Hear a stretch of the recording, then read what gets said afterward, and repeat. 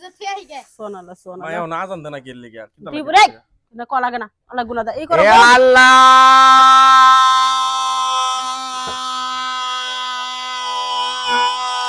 একটা ভিক্ষা দেন মা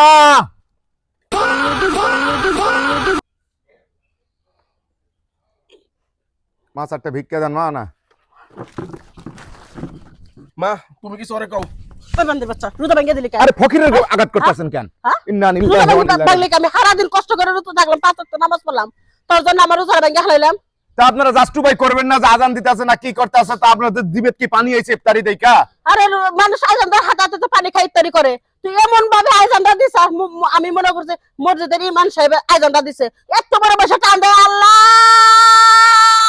এত বড় বসে কান্দে আরে আমি ভিক্ষা করি আমি আল্লাহু আকবার কয়া প্রথমে আগে ভিক্ষা শুরু করি প্রতিবারই আজ 25 বছর থেকে আমার এই অভ্যাস বান্দির বাচ্চা ছোট লোকের বাচ্চা ফকিরের বাচ্চা আমার সর্বনাশ করে দিলি একটা রোজা ভাঙ্গা করে কসে ভাই আজকে কতদিন পরে আমি রোজা রাখছি রোজা মা এমনি থাকতে পারি না ও আমি থাকতে পারে না খালি বারবার কইতাছ মা কোহানায়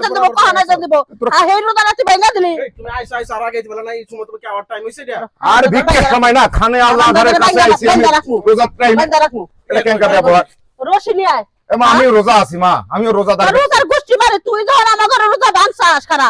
খারা তুই যখন আমার ঘরে রোজা ভাঙছাস না রোজাদার না, রোজা আছে কিনা দেখাও না না আরে মনে রাখছে তোর দাওয়াত দিছিলাম ইত্যাদি দেরি করলি কে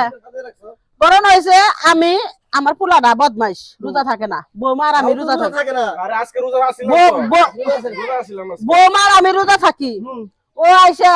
এমন ভাবে আল্লাহ নিম্ন মানে 5 মিনিট আল্লাহ কইছে সূর্য আসলে মনে করছি আজান দিছে এর মধ্যে পোলা আর আমি রোজা ভাঙ্গা খালাইছি এখন কয় আল্লাহ চাডু ভিক্ষা দাও আপনি ইফতার কে চাচা এটা কোনো কাম করছেন ভাতিজা শোনো এই যে আল্লাহ টান টানা জোরে দেই যে মা বোনেরা ঘরের ভিতর টিতর থাকে এই জন্য জোরে একটা লম্বা টান দেই তাতে মা বোনেরা আসে বের হয় এখন এরা যে মা পুতের মাছ জিবে দিয়ে যে ইফতার নিয়ে পানি পড়তেছে কোয়ার সাথে খাওয়া শুরু করছে এটা বাজান আমি জানি না বাজান আর আজানে শুনলে কেন না বলে আই করে আমি যেটা কথা কই